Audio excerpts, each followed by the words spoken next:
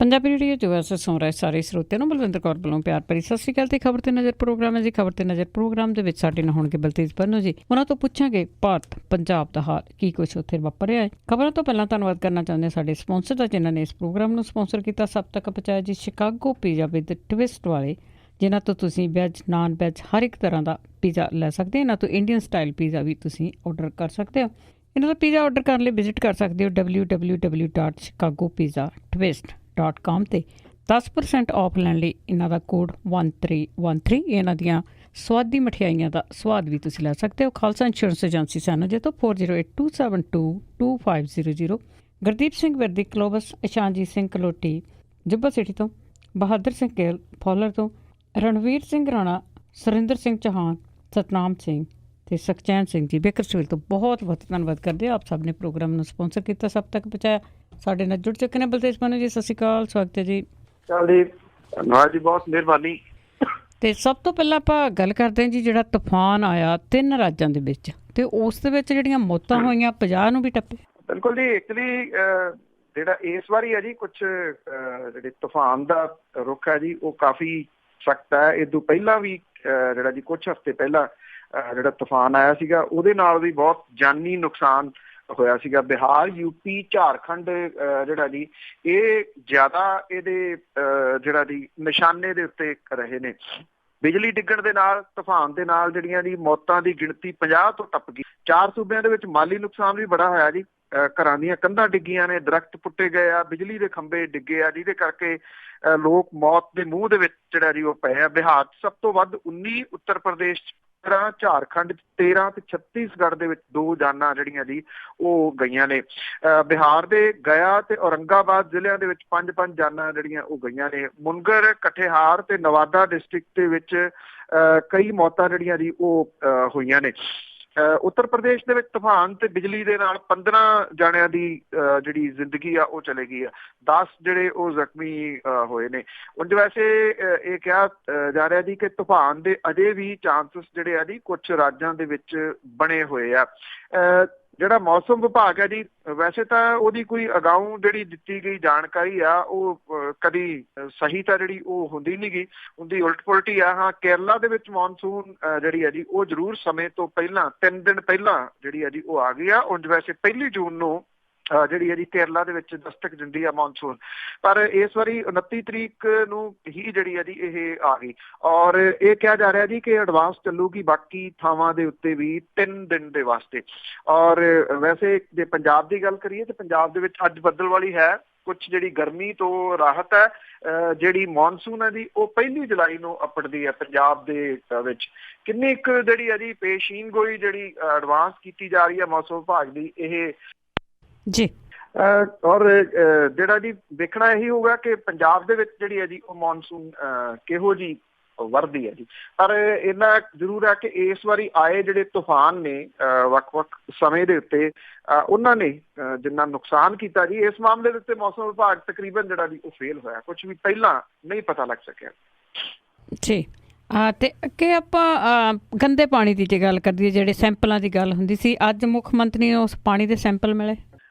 ਜਿਹੜੀ ਆਮ ਆਦਮੀ ਪਾਰਟੀ ਹੈ ਜੀ ਉਹਦੇ ਵੱਲੋਂ ਇਹ ਜਿਹੜਾ ਕਿਹਾ ਗਿਆ ਕਿ ਅੱਜ ਜਿਹੜੇ ਜੀ ਇਹ ਗੰਦੇ ਪਾਣੀ ਦੇ ਸੈਂਪਲ ਕੇਨੀਆਂ ਜਿਹੜੀਆਂ ਭਰ ਕੇ ਮੁੱਖ ਮੰਤਰੀ ਦੀ ਜਿਹੜੀ ਰਿਹਾਇਸ਼ ਆ ਚੰਡੀਗੜ੍ਹ ਵਿਚਲੀ ਸਰਕਾਰੀ ਉਹਦੇ ਵੱਲ ਨੂੰ ਆਮ ਆਦਮੀ ਪਾਰਟੀ ਜਿਹੜੀ ਹੈ ਜੀ ਉਹ ਜਾਊਗੀ। ਜਿਹੜਾ ਬੁੱਢਾ ਦਰਿਆ ਹੈ ਇੱਥੋਂ ਇਹ ਗੰਦੇ ਪਾਣੀ ਦੀਆਂ ਕੇਨੀਆਂ ਤੇ ਬੋਤਲਾਂ ਜਿਹੜੀਆਂ ਉਹ ਭਰ ਕੇ ਚੰਡੀਗੜ੍ਹ ਜਿਹੜੀ ਰਿਹਾਇਸ਼ ਆ ਉਹਦੇ ਵੱਲ ਨੂੰ ਜਾਊਗੀ। ਔਰ ਇਹ ਕਿਹਾ ਗਿਆ ਜੀ ਕਿ ਇਹਦੇ ਵਿੱਚ ਪਾਰਟੀ ਦੇ ਜਿਹੜੇ ਅਹਿਮ ਆਗੂ ਨੇ ਉਹ ਸ਼ਾਮਲ ਹੋਣਗੇ। ਇਹ ਵੀ ਜੇ ਸਰਕਾਰ ਨੇ ਸਮਾਂ ਨਾ ਦਿੱਤਾ ਤਾਂ ਵੀ ਪਾਰਟੀ ਦਾ ਕਾਫਲਾ ਜਿਹੜਾ ਕੈਪਟਨ ਨੂੰ ਪਾਣੀ ਦੇ ਨਮੂਨੇ ਦੇਣ ਦੇ ਉੱਤੇ, ਉਹਨਾਂ ਦੀ ਰਿਹਾਇਸ਼ ਦੇ ਉੱਤੇ ਹਰ ਹਾਲਤ ਦੇ ਵਿੱਚ ਜਿਹੜਾ ਜੀ ਉਹ ਜਾਊਗਾ। ਪੰਜਾਬ ਦੇ ਜ਼ਹਿਰੀਲੇ ਪਾਣੀ ਦੀਆਂ ਬੋਤਲਾਂ ਪੰਜਾਬ ਦੇ ਸਾਰੇ ਵਿਧਾਇਕ ਤੇ ਸੰਸਦ ਮੈਂਬਰਾਂ ਨੂੰ ਵੀ ਜਿਹੜੀਆਂ ਜੀ ਉਹ ਦਿੱਤੀਆਂ ਜਾਣਗੀਆਂ ਜੀ। ਔਰ ਇਹ ਕਿਹਾ ਗਿਆ ਕਿ ਜਿਹੜੀ ਸਰਕਾਰ ਹੈ ਉਹ ਐਡਾ ਵੱਡਾ ਜਿਹੜਾ ਮਸਲਾ ਹੈ ਉਹਨੂੰ ਦੱਬਣ ਦੀ ਰੌਂ ਦੇ ਵਿੱਚ ਹੈ, ਜਿੰਨਾ ਪਾਣੀ ਜਿਹੜਾ ਜੀ ਉਹ ਗੰਦਾ ਹੋ ਗਿਆ ਹੋਇਆ। ਔਰ ਇਹ ਵੀ ਕਿਹਾ ਗਿਆ ਕਿ ਬਿਆਸ ਦੇ ਵਿੱਚ ਤਾਂ ਹੁਣ ਜਿਹੜੀ ਕਹਾਣੀ ਸਾਹਮਣੇ ਆਈ ਹੈ, ਜਦੋਂ ਕਿ ਸਤਲੁਜ ਜਿਹੜਾ ਉਹ ਪਹਿਲਾਂ ਹੀ ਜਿਹੜਾ ਜੀ ਉਹ ਡੈਡ ਰਿਵਰ ਇੱਕ ਕਿਸਮ ਦੇ ਨਾਲ ਹੋ ਗਿਆ। ਉੱਥੇ ਕੋਈ ਜੀਵ ਜੰਤੂ ਜਿਹੜਾ ਸਤਲੁਜ ਦੇ ਵਿੱਚ ਹੈ ਨੀ ਗਾ।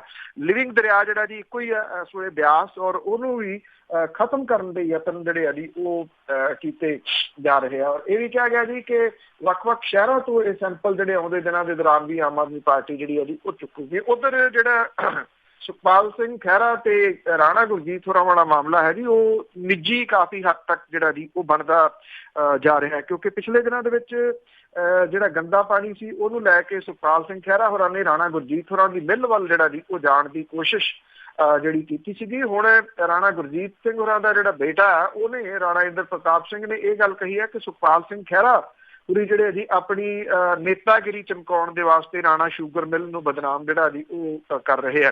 ਔਰ ਉਹਨਾਂ ਨੇ ਕਿਹਾ ਕਿ ਉਹਨਾਂ ਦੀ ਮਿੱਲ ਜਿਹੜੀ ਹੈ ਕਿਸੇ ਕਿਸਮ ਦਾ ਕੋਈ ਪੋਲਿਊਸ਼ਨ ਨਹੀਂ ਜਿਹੜਾ ਉਹ ਫੈਲਾਉਂਦੀ। ਉਹਨਾਂ ਨੇ ਕਿਹਾ ਕਿ ਬੁੱਢੇ ਨਾਲੇ ਦੇ ਵਿੱਚੋਂ ਗੰਦੇ ਪਾਣੀ ਦੀਆਂ ਬੋਤਲਾਂ ਭਰ ਕੇ ਪੱਤਰਕਾਰਾਂ ਨੂੰ ਇਹ ਦੱਸ ਰਹੇ ਆ ਕਿ ਰਾਣਾ ਸ਼ੂਗਰ ਮਿੱਲ ਦਾ, ਜਦੋਂ ਕਿ ਰਾਣਾ ਸ਼ੂਗਰ ਮਿੱਲ ਦੇ ਵਿੱਚ ਜਿਹੜੀ ਚੁਕੰਦਰ ਆ ਉਹਨੂੰ ਧੋਣ ਤੋਂ ਬਾਅਦ ਪਾਣੀ ਨੂੰ ਮੁੜ ਕੇ ਰੀਸਾਈਕਲ ਜਿਹੜਾ ਜੀ ਉਹ ਕੀਤਾ ਜਾਂਦਾ ਤੇ ਇਹਨੂੰ ਸਿੰਚਾਈ ਦੇ ਵਾਸਤੇ ਬਾਅਦ ਦੇ ਵਿੱਚ ਜਿਹੜਾ ਜੀ ਉਹ ਵਰਤਿਆ ਜਾਂਦਾ।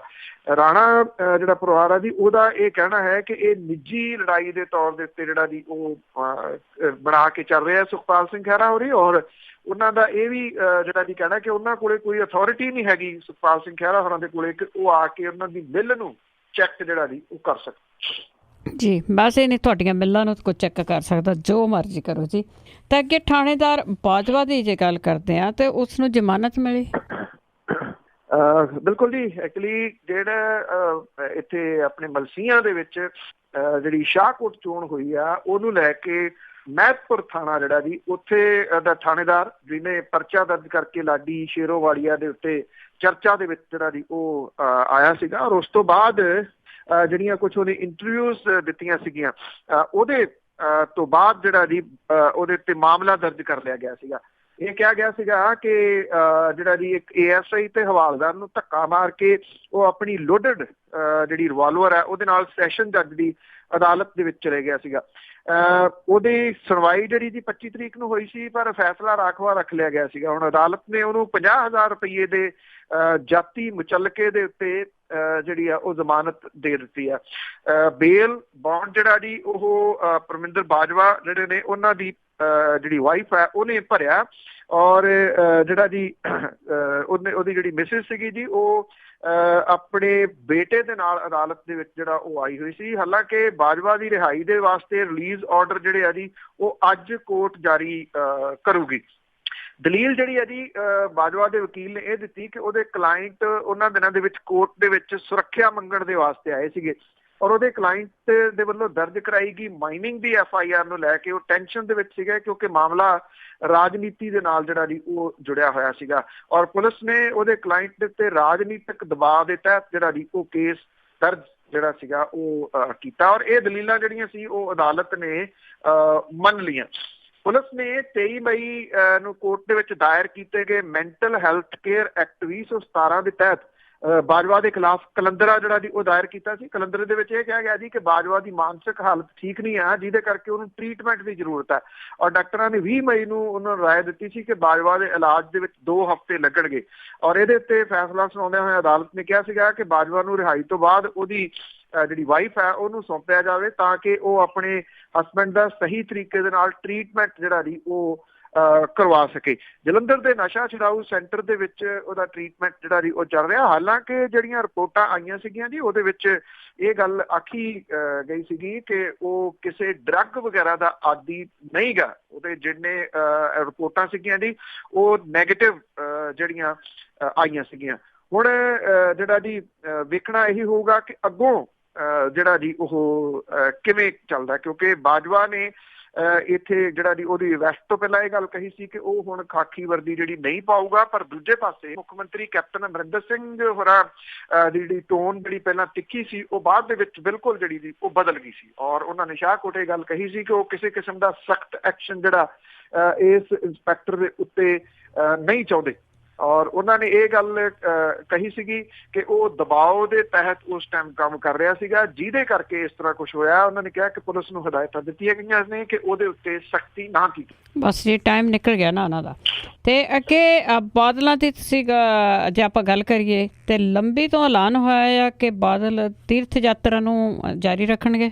ਬਿਲਕੁਲ ਜੀ, ਐਕਚੁਅਲੀ ਤੁਸੀਂ ਕਹਿ ਲਓ ਕਿ ਰਾਜਨੀਤੀ ਹੈ ਜੀ, ਕਿੰਨੇ ਕੁ ਦਿਨ ਚੱਲਦੀ ਹੈ ਇਹ ਜ਼ਰੂਰ ਜਿਹੜੀ ਜੀ ਗੱਲ ਹੈਗੀ ਆ। ਪਰ ਕਿਉਂਕਿ ਜਦੋਂ ਸਰਕਾਰ ਸੀਗੀ ਤਾਂ ਉਸ ਟਾਈਮ ਦੇ ਉੱਤੇ ਤੀਰਥ ਯਾਤਰਾ ਜਿਹੜੀ ਹੈ ਜੀ ਉਹ ਕੀਤੀ ਗਈ ਸੀ। ਕਰੋੜਾਂ ਰੁਪਈਏ ਜਿਹੜੇ ਸੀਗੇ ਜੀ ਉਹ ਸਰਕਾਰ ਦੇ ਖਜ਼ਾਨੇ ਦੇ ਵਿੱਚੋਂ ਇਸ ਤੀਰਥ ਯਾਤਰਾ ਸਕੀਮ ਦੇ ਵਾਸਤੇ ਦਿੱਤੇ ਗਏ ਸੀਗੇ, ਜਿਹਦੇ ਵਿੱਚ ਟ੍ਰੇਨ ਵੀ ਸ਼ਾਮਲ ਸੀਗੀਆਂ, ਜਿਹਦੇ ਵਿੱਚ ਬੱਸ ਵੀ ਜਿਹੜੀਆਂ ਜੀ ਉਹ ਸ਼ਾਮਲ ਸੀਗੀਆਂ। ਔਰ ਕਈ ਇਹ ਵੀ ਕਿਹਾ ਜਾ ਰਿਹਾ ਜੀ ਕਿ ਪੈਸੇ ਅਜੇ ਦੇਣਦਾਰੀਆਂ ਵੀ ਜਿਹੜੀਆਂ ਮੌਜੂਦ ਸੀਗੀਆਂ, ਜਿਹੜੀ ਨਵੀਂ ਸਰਕਾਰ ਨੂੰ ਦੇਣੀਆਂ ਪਈਆਂ। ਸੱਤਾ ਤੋਂ ਲਾਂਭੇ ਹੋਣ ਤੋਂ ਬਾਅਦ ਜਿਹੜੀ ਅਕਾਲੀ ਨੇ ਜੀ ਉਹਨਾਂ ਦੀਆਂ ਸਕੀਮਾਂ ਜਿਹੜੀਆਂ ਸੀਗੀਆਂ ਉਹ ਪ੍ਰਚਾਰਿਆ ਜਾ ਰਿਹਾ ਕਿ ਪਹੁੰਚਾਉਣ ਦੇ ਜਿਹੜੇ ਜੀ ਉਹ ਯਤਨ ਨੇ, ਕਿਉਂਕਿ ਇਹਦੀ ਸਾਰੀ ਜਿਹੜੀ ਸਕੀਮ ਸੀ ਇਹਨੂੰ ਬ੍ਰੇਕਾਂ ਲੱਗ ਗਈਆਂ ਜੀ। ਹੁਣ ਮੁੱਖ ਮੰਤਰੀ ਤੀਰਥ ਯਾਤਰਾ ਸਕੀਮ ਜਿਹੜੀ ਆ ਜੀ ਇਹਨੂੰ ਚਲਾਉਣ ਦੇ ਯਤਨਾਂ ਦੇ ਵਿੱਚ ਹੈ। ਸਾਬਕਾ ਮੁੱਖ ਮੰਤਰੀ ਜਿਹੜੇ ਉਹਨਾਂ ਨੇ ਲੰਬੀ ਹਲਕੇ ਦੀ ਸੰਗਤ ਨੂੰ ਹਰਿਮੰਦਰ ਸਾਹਿਬ ਦੇ ਦਰਸ਼ਨਾਂ ਦੇ ਵਾਸਤੇ ਜਿਹੜਾ ਜੀ ਉਹ ਬੱਸ ਦੇ ਰਾਹੀਂ ਲਿਜਾਇਆ ਜਾ ਰਿਹਾ ਹੈ।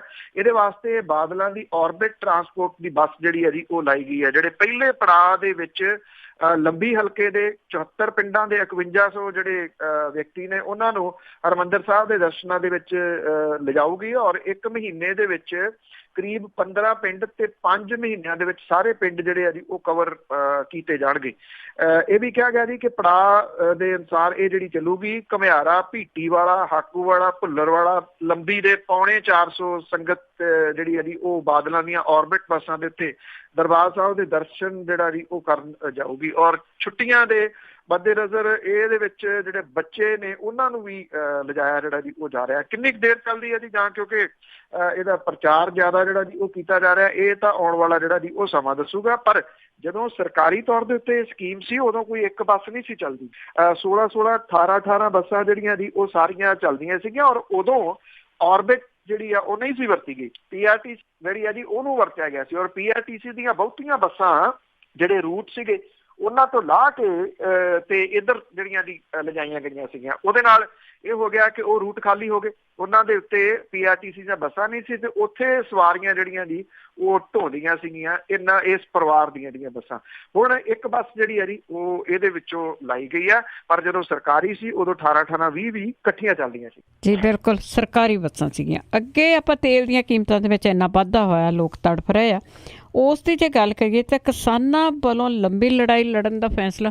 ਬਿਲਕੁਲ ਜੀ, ਐਕਚੁਅਲੀ ਇਹ ਥੋੜੀ ਨਵੇਕਲੀ ਟਾਈਪ ਦੀ ਜਿਹੜੀ ਹੈ ਜੀ ਉਹ ਲੜਾਈ ਹੈ, ਜਿਹਦੇ ਵਿੱਚ ਬੱਸਾਂ ਟ੍ਰੇਨ ਜਿਹੜੀਆਂ ਨੇ ਜੀ ਉਹਨਾਂ ਨੂੰ ਨਹੀਂ ਜਿਹੜਾ ਜੀ ਰੋਕਿਆ ਜਾਊਗਾ। ਸੜਕਾਂ ਦੇ ਉੱਤੇ ਧਰਨੇ ਜਿਹੜੇ ਆ ਜੀ ਉਹ ਨਹੀਂ ਦਿੱਤੇ ਜਾਣਗੇ। ਇੱਕ ਰੂਪ ਜਿਹੜਾ ਸੀਗਾ ਜੀ ਕੱਲ ਨਵੇਕਲਾ ਕਿਸਾਨਾਂ ਦਾ ਇਹ ਦੱਸਿਆ, ਸਮਰਾਲਾ ਦੇ ਵਿੱਚ ਹਜ਼ਾਰਾਂ ਦੀ ਗਿਣਤੀ ਦੇ ਵਿੱਚ ਜਿਹੜੇ ਟਰੈਕਟਰ ਸੀਗੇ ਉਹ ਇੱਕਦਮ ਸੜਕਾਂ ਦੇ ਉੱਤੇ ਆ ਗਏ। ਇਹ ਬਿਨਾਂ ਐਲਾਨ ਕੀਤਾ ਹੋਇਆ ਜਿਹੜਾ ਜੀ ਉਹ ਅੰਦੋਲਨ ਸੀਗਾ। ਔਰ ਇਹਦੇ ਨਾਲ ਲੁਧਿਆਣਾ ਚੰਡੀਗੜ੍ਹ ਜਿਹੜੀ ਰੋਡ ਆ ਉਹ ਜਾਮ ਹੋ ਗਈ ਸਾਰੀ।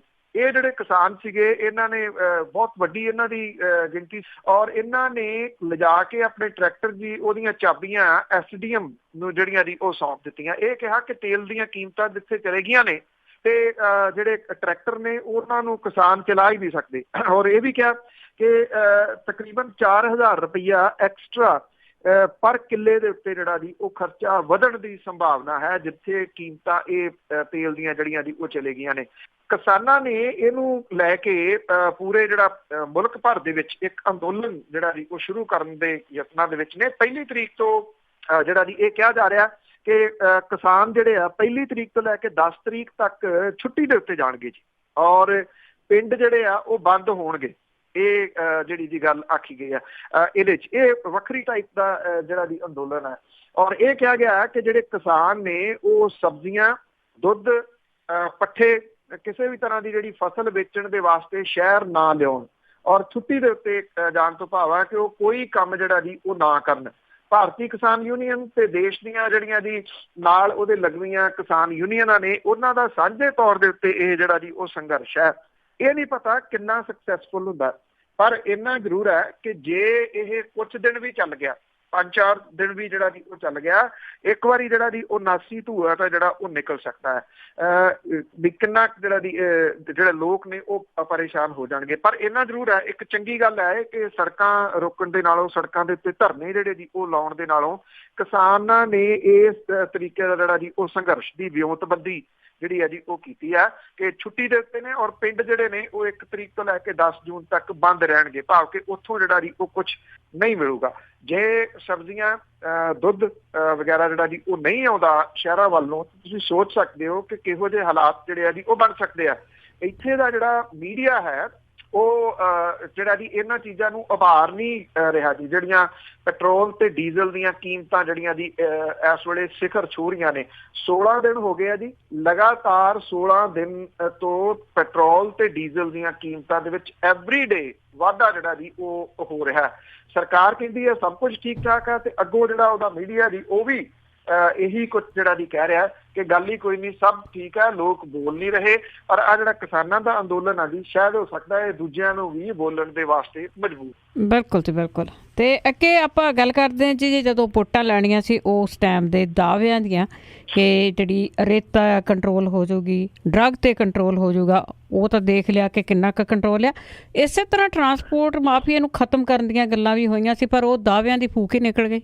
ਦੇਖੋ ਜੀ, ਇਹ ਜਿਹੜਾ ਜੀ ਐਕਚੁਅਲੀ ਇਹ ਤੁਸੀਂ ਕਹਿ ਲਓ ਕਿ ਜੋ ਕੁਝ ਵਾਅਦਾ ਕੀਤਾ ਗਿਆ ਸੀਗਾ ਜੀ ਉਹ ਤਕਰੀਬਨ ਹਵਾ ਦੇ ਵਿੱਚ ਹੀ ਗਿਆ ਜੀ। ਜਿੰਨੇ ਵਾਅਦੇ ਕੀਤੇ ਗਏ ਸੀਗੇ, ਪੰਜਾਬ ਤੇ ਹਰਿਆਣਾ ਹਾਈ ਕੋਰਟ ਨੇ ਪਿਛਲੀ ਸਰਕਾਰ ਦੇ ਵੱਲੋਂ ਵਾਰ-ਵਾਰ ਰੂਟ ਵਧਾਉਣ ਦੇ ਫੈਸਲੇ ਰੱਦ ਕਰਨ ਦੀ ਪ੍ਰਵਾਨਗੀ ਨਹੀਂ ਦਿੱਤੀ ਜੀ। ਇਸ ਫੈਸਲੇ ਦੇ ਨਾਲ ਜਿੱਥੇ ਪ੍ਰਾਈਵੇਟ ਟਰਾਂਸਪੋਰਟਰਾਂ ਨੂੰ ਵੱਡੀ ਰਾਹਤ ਮਿਲੀ ਹੈ, ਉੱਥੇ ਸਰਕਾਰੀ ਖੇਤਰ ਦੀ ਟਰਾਂਸਪੋਰਟ ਨੁਕਸਾਨ ਦੇ ਵਿੱਚ ਜਾਊਗੀ ਜੀ। ਇਸ ਅਦਾਲਤੀ ਫੈਸਲੇ ਦੇ ਨਾਲ ਕੈਪਟਨ ਸਰਕਾਰ ਦੀ ਨਵੀਂ ਟਰਾਂਸਪੋਰਟ ਨੀਤੀ ਦਾ ਇੱਕ ਤਰ੍ਹਾਂ ਦੇ ਨਾਲ ਭੋਗ ਪੈ ਗਿਆ ਜੀ। ਇਹਦੇ ਨਾਲ 13,000 ਰੂਟ ਪਰਮਿਟ ਰੱਦ ਕਰਨ ਦੀ ਗੱਲ ਖਤਮ ਹੋ ਗਈ ਹੈ ਤੇ ਸਿਰਫ 200-250 ਰੂਟ ਪਰਮਿਟ ਰੱਦ ਹੋਣ ਦੀ ਸੰਭਾਵਨਾ ਹੈ। ਪਿਛਲੀ ਬਾਦਲ ਸਰਕਾਰ ਨੇ 20 ਦਸੰਬਰ 11 ਨੂੰ ਟਰਾਂਸਪੋਰਟ ਨੀਤੀ ਬਣਾਈ ਸੀ, ਜਿਹਦੇ ਵਿੱਚ ਵਾਰ-ਵਾਰ ਰੂਟ ਵਧਾਉਣ ਨੂੰ ਪ੍ਰਵਾਨਗੀ ਦਿੱਤੀ ਗਈ ਸੀਗੀ। ਜਾਣਕਾਰ ਕਹਿੰਦੇ ਸੀਗੇ ਜੀ ਕਿ ਨੀਤੀ ਬਣਾਉਣ ਤੋਂ ਪਹਿਲਾਂ ਪਿਛਲੀ ਸਰਕਾਰ ਨੇ ਪ੍ਰਾਈਵੇਟ ਟਰਾਂਸਪੋਰਟਰਾਂ ਵੱਲੋਂ ਵਾਰ-ਵਾਰ ਰੂਟ ਵਧਾਉਣ ਤੇ ਮੋਹਰ ਲਾਤੀ ਸੀ। ਇਹ ਨੀਤੀ ਸਿਰਫ ਪ੍ਰਾਈਵੇਟ ਟਰਾਂਸਪੋਰਟਰਾਂ ਦਾ ਪੱਖ ਪੂਰਨ ਦੇ ਵਾਸਤੇ ਹੀ ਬਣਾਈ ਗਈ ਸੀ, ਔਰ ਪਿਛਲੀ ਸਰਕਾਰ ਦੇ ਸਮੇਂ ਇੱਕ ਰੂਟ ਨੂੰ 23 ਕਿਲੋਮੀਟਰ ਤੱਕ ਵਧਾ ਲਿਆ ਜਾਂਦਾ ਸੀਗਾ ਤੇ ਕੁਝ ਸਮੇਂ ਤੋਂ ਬਾਅਦ ਇਹਦੇ ਵਿੱਚ ਹੋਰ ਵਾਧਾ ਕਰ ਲਿਆ ਜਾਂਦਾ। ਇਹਦੇ ਨਾਲ ਪ੍ਰਾਈਵੇਟ ਟਰਾਂਸਪੋਰਟ ਨੂੰ ਆਪਣੇ ਰੂਟਾਂ ਦੇ ਵਿੱਚ ਵਧਣ ਫੁੱਲਣ ਦਾ ਬਹੁਤ ਮੌਕਾ ਮਿਲਿਆ ਤੇ ਉਹਨਾਂ ਦੀਆਂ ਬੱਸਾਂ ਦਾ ਪਸਾਰਾ ਗੁਆਂਢੀ ਸੂਬਿਆਂ ਤੱਕ ਹੋ ਗਿਆ। PRTC ਵਰਕਰ ਯੂਨੀਅਨ ਤੇ ਪੰਜਾਬ ਦੇ ਜਿਹੜੇ ਏਟਕ ਜਿਹੜੀ ਹੈ ਜੀ, ਇਹਦਾ ਜਿਹੜਾ ਪ੍ਰਧਾਨ ਹੈ ਉਹਨਾਂ ਨੇ ਸਰਕਾਰ ਨੂੰ ਇਸ ਫੈਸਲੇ ਨੂੰ ਕਿਹਾ ਕਿ ਚੁਣੌਤੀ ਦੇਣੀ ਚਾਹੀਦੀ ਆ ਔਰ ਪਿਛਲੀ ਸਰਕਾਰ ਦੀ ਗਲਤ ਨੀਤੀ ਨੂੰ ਦਰੁਸਤ ਕਰਵਾਉਣਾ ਜਿਹੜਾ ਜੀ ਉਹ ਚਾਹੀਦਾ। ਇਹ ਜਿਹੜੀਆਂ ਜਥੇਬੰਦੀਆਂ ਨੇ ਉਹ ਵੀ ਕਹਿੰਦੀਆਂ ਨੇ ਕਿ ਜੇ ਮੌਜੂਦਾ ਸਰਕਾਰ ਨੇ ਫੈਸਲੇ ਨੂੰ ਚੁਣੌਤੀ ਨਾ ਦਿੱਤੀ ਤਾਂ ਟਰਾਂਸਪੋਰਟ ਖੇਤਰ ਦੇ ਵਿੱਚ ਕੰਮ ਕਰਦੀਆਂ ਯੂਨੀਅਨਾਂ ਇਸ ਫੈਸਲੇ ਦੇ ਵਿਰੁੱਧ ਅਪੀਲ ਕਰਨਗੀਆਂ। ਉਹਨਾਂ ਨੇ ਇਹ ਵੀ ਕਿਹਾ ਕਿ ਸਰਕਾਰ ਨੇ ਆਪਣੀ ਨੀਤੀ ਦਾ ਅਦਾਲਤ ਦੇ ਵਿੱਚ ਸਹੀ ਢੰਗ ਦੇ ਨਾਲ ਪੱਖ ਹੀ ਨਹੀਂ ਰੱਖਿਆ, ਜਿਹਦੇ ਕਰਕੇ ਗੈਰ ਕਾਨੂੰਨੀ ਢੰਗ ਦੇ ਨਾਲ ਰੂਟ ਵਧਾਉਣ ਤੇ ਪਰਮਿਟ ਦੇਣ ਦਾ ਫੈਸਲਾ ਰੱਦ ਨਹੀਂ ਹੋ ਸਕਿਆ। ਇਹਦੇ ਨਾਲ 20 ਦਸੰਬਰ 11 ਤੋਂ ਪਹਿਲਾਂ ਗੈਰ ਕਾਨੂੰਨੀ ਢੰਗ ਦੇ ਨਾਲ ਵਧਾਏ ਰੂਟਾਂ ਨੂੰ ਛੇੜਿਆ ਹੀ ਨਹੀਂ ਗਿਆ।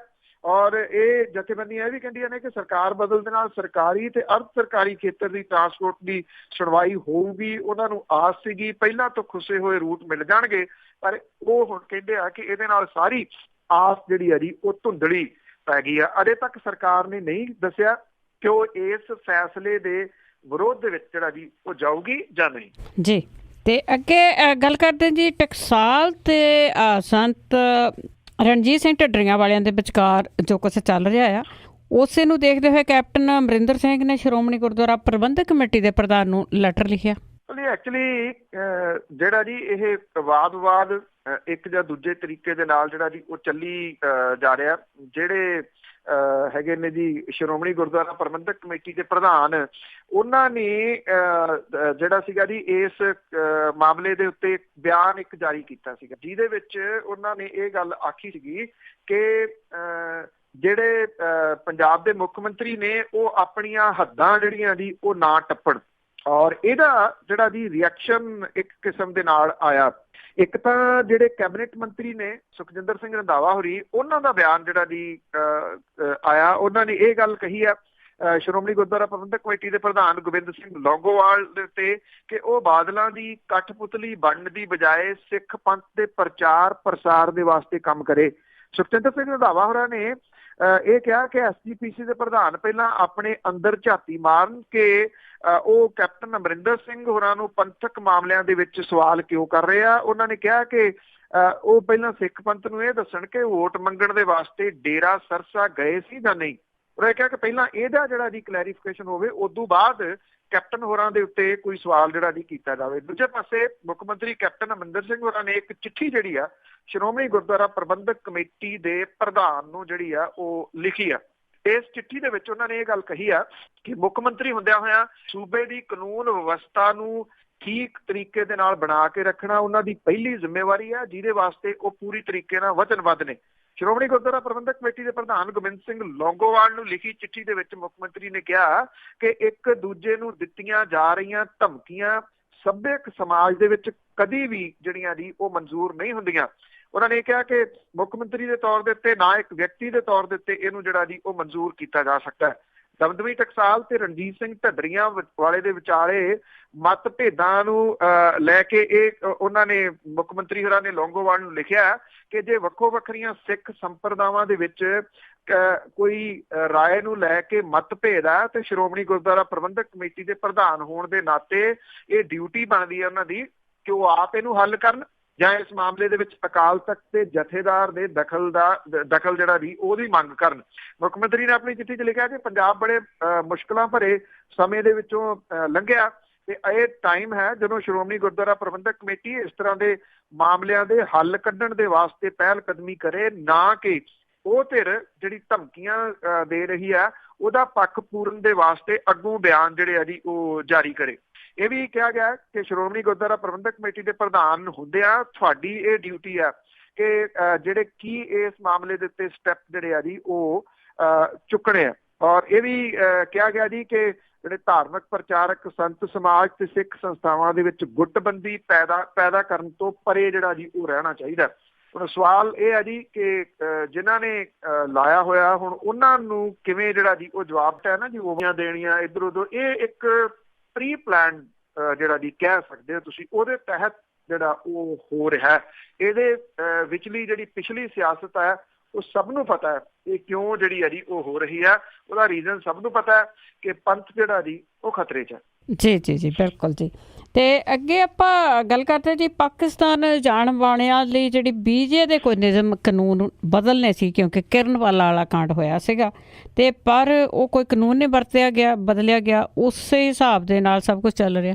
ਬਿਲਕੁਲ ਜੀ, ਰੌਲਾ ਬੜਾ ਪਾਇਆ ਗਿਆ ਸੀਗਾ ਜੀ ਐਕਚੁਅਲੀ। ਔਰ ਜਿਹੜੀ ਕਮੇਟੀ ਬਣੀ ਸੀਗੀ 3 ਮੈਂਬਰੀ ਬਣਾਈ ਗਈ ਸੀ ਜਿਹਨੇ ਇਹ ਜਾਂਚ ਕਰਕੇ, ਜਿੱਥੇ ਕਮੇਟੀ ਬੈਂਦੀ ਹੈ ਜੀ ਨਾਲ ਦੇ ਦਫ਼ਤਰ ਦੇ ਵਿੱਚ ਰਿਕਾਰਡ ਪਿਆ ਸਾਰਾ, ਕੋਈ ਉੱਥੋਂ ਜਾਂਚ ਦੇ ਵਾਸਤੇ ਰਿਕਾਰਡ ਨਹੀਂ ਲਿਆ ਗਿਆ। ਉਹਦਾ ਜਾਂਚ ਦਾ ਕੀ ਬਣਿਆ ਕਿਸੇ ਨੂੰ ਕੁਝ ਨਹੀਂ ਪਤਾ। ਜਿਹੜਾ ਪਿਛਲੇ ਦਿਨਾਂ ਦੇ ਵਿੱਚ ਬਣਾਇਆ ਗਿਆ ਸੈਂਸਰ ਬੋਰਡ, ਉਹਦੇ 'ਚ ਵੀ ਉਹੀ ਬੰਦੇ ਪਾ ਲਏ ਗਏ ਜਿਨ੍ਹਾਂ ਦੀ ਇਹ ਕਮੇਟੀ ਬਣਾਈ ਸੀ ਬਿਨਾਂ ਪੁੱਛੇ ਤੋਂ। ਵੀ ਜਿਹੜੀ ਪਹਿਲਾਂ ਕਮੇਟੀ ਬਣਾਈ ਸੀ ਉਹਦਾ ਕੀ ਬਣਿਆ, ਉਹਦਾ ਤੁਸੀਂ ਜਿਹੜਾ ਜੀ ਕੁਝ ਕੀਤਾ ਜਾਂ ਨਹੀਂ, ਉਹਦੀ ਰਿਪੋਰਟ ਦਾ ਜਿਹੜਾ ਜੀ ਉਹ ਕੀ ਬਣਿਆ। ਹੁਣ ਜਿਹੜੇ ਗੁਰੂ ਅਰਜਨ ਸਾਹਿਬ ਨੇ ਉਹਨਾਂ ਦੀ ਸ਼ਹੀਦੀ ਦਿਵਸ ਤੇ ਮਹਾਰਾਜਾ ਰਣਜੀਤ ਸਿੰਘ ਦੀ ਬਰਸੀ ਦੇ ਮੌਕੇ ਦੇ ਉੱਤੇ ਜਿਹੜੇ ਜਥੇ ਭੇਜਣ ਲਈ ਤਿਆਰੀ ਜਿਹੜੀ ਉਹ ਕੀਤੀ ਜਾ ਰਹੀ ਹੈ। ਯਾਤਰਾ ਤੇ ਜਾਣ ਵਾਲੇ ਸ਼ਰਧਾਲੂਆਂ ਦੇ ਵਾਸਤੇ ਨਿਯਮਾਂ 'ਚ ਫਿਲਹਾਲ ਕੋਈ ਸੋਧ ਨਹੀਂ ਕੀਤੀ ਗਈ, ਪਹਿਲੇ ਦੇ ਤਰੀਕੇ ਦੇ ਨਾਲ ਹੀ ਜਿਹੜਾ ਜੀ ਉਹ ਜਾਣਗੇ।